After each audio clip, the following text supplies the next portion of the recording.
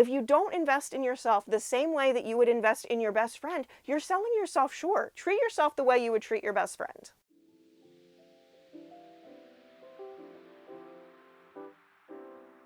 Hi, my name is Erin Moriarty, and we're in my bedroom today because we are going to be discussing how to relax, because I don't think it's a concept that many of us really excel at. I think that we like to believe that we're relaxing. We have times when our bodies are not in motion, where we're like watching TV and vegging out. That's what relaxation looks like, right? And I mean, I think it is a good relaxation for some people, but I think there's a little bit more to it than that. I think that lockdown was a really telling point in time about relaxation, because there were some people that, no matter what, could not handle the concept of being at home in their own house. And as I started talking to more of my friends like that, I started to realize that a lot of people stay deliberately very busy because they cannot handle one or more facets of their life. And I think that is number one, bullet point A in how to relax. You have to be at least a little comfortable inside your own head. You have to be in a position where you're not trying to keep yourself distracted from your own problems to the point where you never have downtime. If you find yourself like having a night on your own and all of your friends are busy and you just absolutely cannot sit still, this may describe you. This was me for many years. And as my disability forced me to kind of figure out what was at the root of that, it was my identity. I was autistic and I was non-binary, and I was in denial about all of that. And as soon as I accepted that into part of me, it was a lot easier for me to relax and have downtime and not think about things, because there weren't these secrets in my own head that I was trying to hide myself from, protect myself from. And I thought that I was protecting myself in those moments, but what I was actually doing was making my life more difficult by pushing down who I actually was. As soon as I accepted myself, I was able to put into place a lot of solutions that made sense to me and my life, one of which being just relaxing and being myself with myself. Now, how do you get to this point? I think there's two ways that you can go. Either A, you just have to sit there in your emotions, even the negative ones. A lot of times we want to try and force away negative emotions, but negative emotions are there for a reason. They inform us. They tell us when we're doing something that's not right for our life and our development. And I think sometimes we need to sit in those moments and figure out what they are trying to tell us, even as painful as they are. You may also find that a journey of self-reflection and self-identification is necessary. Maybe you just don't really know who you are because you've been backburnering your own needs for so long to prioritize other people. So that has kind of contributed to this inability to sit still in your own silence. But back to that point, your original state that you have to be at is you need to be able to be comfortable in your own head. Now, you don't necessarily need to have your body still. I think that there's this belief that a lot of people have that meditation, relaxing, it always has to be physically sedentary. For some people, relaxing is walking laps, or it's swimming laps, or riding their bike in laps. It's not physical, arduous labor, but it's just something to kind of get themselves into a mindless state of being. You need both kinds of relaxation in your life. You need your physical body to have rest time, but you also need your mental capacity to have rest time. And sometimes in order for one to rest, the other one needs to be active. If you are worried about the things that you are not getting done, you are not actually relaxing. When my psychiatrist first told me that I needed to start relaxing, what I would do is I would spend like a day a week that I just sat there and I worried about all the things that I was not doing while I was relaxing. And she's like, that is not what I meant. Not at all. So now, what do I do when that happens? If I have a worry, or I can't forget this, or what have you, that comes up when I'm supposed to be relaxing, I write it down. I feel like journaling has kind of got a good bad rap amongst neurodivergents because it is very helpful to me as a neurodivergent to help with a large number of things. But a lot of neurotypical people want to shove it down our throats like it is the solution to all of our problems. It is not necessarily the solution to all of our problems, and we have to use it on our own way. And I have an entire video series coming out about journaling and how I use it as a neurodivergent person. But what I will say is the best utilization for it is when I am trying to rest or go to sleep at night and I am worried about something, and I can put that thing concretely down on paper so it is not in my brain space anymore, and then that space can sort of relax. And it does take time. There is a little bit of a learning experience between I have written that thing down, I do not need to worry about it at this moment. One thing that's helped me is giving myself permission to worry about things in the future. Telling myself, okay, today is my rest day, tomorrow I will worry about that thing. Often by the time tomorrow comes, I've kind of forgotten to worry about it, or I've realized that, with 24 hours to think about it, it's not that worrying. Writing things down can really help you to get out of that space where you're like, oh God, all of the things, I'm not doing them. Because that's not rest, that's just stress. You don't even need to write them down. Sometimes just saying them aloud, recording them in a video to yourself, whatever it is that helps you. If you're not so great at writing, there are a number of ways that you can get that stuff out of your head in that moment. I find that writing works the best for a lot of reasons for me, but that's me. I want to talk briefly about the schedule that's coming up. I know I said that it was this, but also the Try Guys has said that October 6th they're going to have a tripod that is probably about the Ned situation. So I may replace the October 7th video about Billie Eilish, Taylor Swift, music, etc. with a Try Guys follow-up video because y'all really liked that first video. If you're new after that video, thank you very much for subscribing. I'm going to be doing a lot more commentary content like that. Basically, the schedule going forward is going to be Monday, there's going to be lifestyle how-to type videos, and then Friday, I'm going to be doing commentary style videos, pop culture, that type jazz.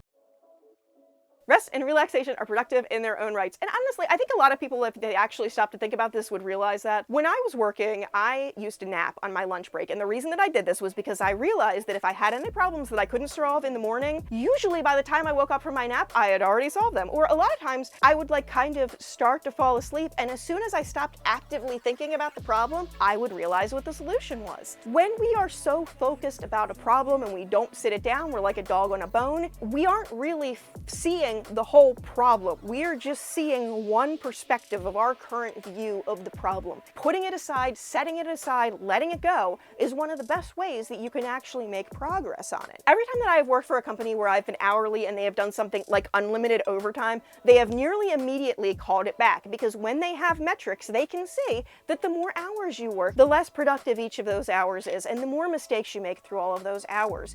In resting, you are making the hours that you are actually doing things more productive. Like I said, I started napping on my lunch breaks, and what I found was that I did more work on a day when I napped on my lunch break than on any days that I worked through my lunch break. Even some days that I worked through lunch and dinner and worked several extra hours. I didn't do nearly as much work as the days that I napped. I also think that our push for hustle culture has made us devalue things that are trashy. Trash TV, reality TV, vlogging, as long as the people in those things aren't outwardly offensive, consuming that content is a good way to turn your brain off for a while and just veg. And sometimes your brain needs that. We've made our viewing habits into this order of pride, and if you watch reality TV or if you watch a sitcom, you're thought of as less elevated in your interests, and that drives me crazy because you really get to appreciate the stuff that's really good when you see it juxtaposed versus things that are not as good. And when you watch things that are not as good, you learn what things to avoid when you're making your own content and things like that. It's a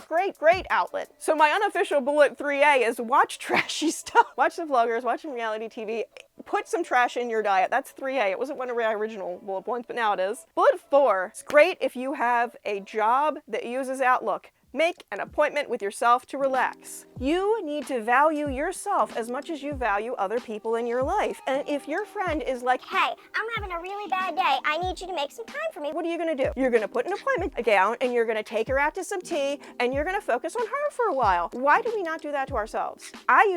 When I worked, I used to schedule off my lunch break in Outlook. That's how I napped because I needed that time when no one could schedule me, no one could bother me. A lot of us are so overbooked or so overscheduled that the only time that we get time to ourselves is if we value that time the same way that we value others and schedule that time off for ourselves, especially if you're somebody who is trying to do one career and learn for another or prepare for another. Taking that time off for yourself is a true way to invest in yourself. If you don't invest in yourself the same way that you would invest in your best friend, you're selling yourself short. Treat yourself the way you would treat your best friend. Obviously, the amount of time that people have available is going to vary. You may only be able to start with 15-minute bursts at a time, but those 15 minutes are better than 0 minutes. And as time passes, you may find that relaxation time allows you to streamline other things in your life to get more time to relax. One of the things that I have found is the more value that I get from relaxation, the more time I can afford to make for relaxation. Bullet 5, emotional labor is labor too. Don't be doing other people's emotional labor on your dedicated time for yourself. One of the things that was really hard for me is that I tend to keep really weird hours, so a lot of my friends know that they can come to me pretty much any time of night or day and ask for help, ask for advice, what have you. And it was really hard for me to prioritize the times that I was quote unquote relaxing to be my time, to be 100% focused on me, because I'm like, oh well, it's just really easy for me to help them. But you cannot pour from an empty cup, and I know that that's an analogy that people use all the time, but God, is it true? I was so burnt out, but I thought that the thing that I could still offer my friends was advice, but that emotional advice, it takes so much out of you, especially when people in your life are asking for advice that they are not taking. Definitely the ask-holes, the people that ask for advice and then do not take it, definitely don't respond to them while you're relaxing, but honestly, put your do not disturb up. You deserve 15 minutes, an hour. Unless you're a surgeon and you're on call, you can find an hour when people in your life, other people in your life, can be responsible for things. And if you can't, then I would look at the other people in your life and see if they should really still be in your life, because if you don't spend time with the people that are wasting your time, you can make relationships with people who might be able to afford you time to relax for yourself. And to that I say, bullet 6, resting may mean sacrifices.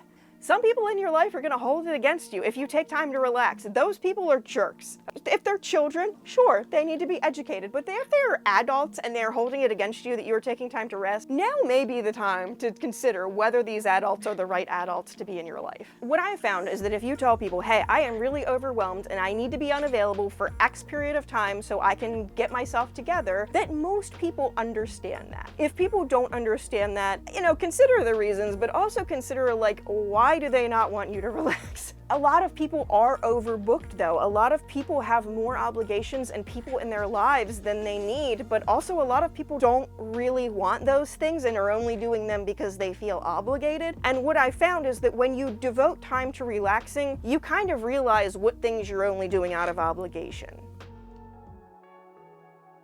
Some people don't prioritize rest. I try to avoid those people. I respect you a lot if you're the type of person that wants to be gung-ho, always on the go, always something, productivity all the time, hustle, hustle. You can do that over there away from me. I found that even just associating with those people, either A, I can kind of tell that they're judging me for my sedentary life, or B, they actively will why don't you want to do something more active? Why don't you push? There's a lot of pushback. And I've often found that it's more about them than me. For many years, I would internalize that. What I found was that they didn't like what was reflecting back at them when they saw me. If you find people are pushing you about your need to rest, that really tells me to pump the brakes. We are a very productivity, hustle, fetish culture, and those people may not mean you harm, but they may cause you harm. And one of the biggest things that has helped me is that realizing that just because people don't mean you harm, if they are causing you harm, you should probably try and get out of that situation if it's at all possible. Finally, one of the things that I think is most important for helping you relax and honestly just helping you to succeed in general is having a boast buddy. A lot of times in productivity, we talk about the concept of an accountability buddy, somebody who is going to hold you accountable for doing the things that you say you're going to do. And that's great, but in our culture, a lot of times there is a negative connotation about people who boast about their achievements. And that sucks because most people achieve a ton of things that people around them don't notice, and it sucks. It's hard. It's so hard when you work your butt off for something and no one notices. Having a boast buddy, somebody who you have a pre-assigned relationship with, who you know isn't going to think that you're conceited and hold it against you or that you're arrogant, who is going to boost up your achievements the same way you boost up your own achievements, it can be really great. I hate how much we view the desire for attention and the desire for people to notice us as negative things. These are just natural parts of human nature, and if you and your friends accept that and work together, you're gonna have a lot more healthy relationships, both with your friends and with yourself. A lot of my friends that I am now in this boast situation with did not even realize all of the things that I was doing because they were busy in their own lives, and they like hearing about that stuff, and they like having the invitation to talk about themselves too. Like I said, this is just the stuff that's worked for me. Please let me know in the comments down below what has worked for you, what has helped you relax, what has helped you disassemble the negative connotations of productivity and hustle culture. If you like this video, you must like something, so please like, comment, and subscribe. Have a wonderful day. Bye-bye.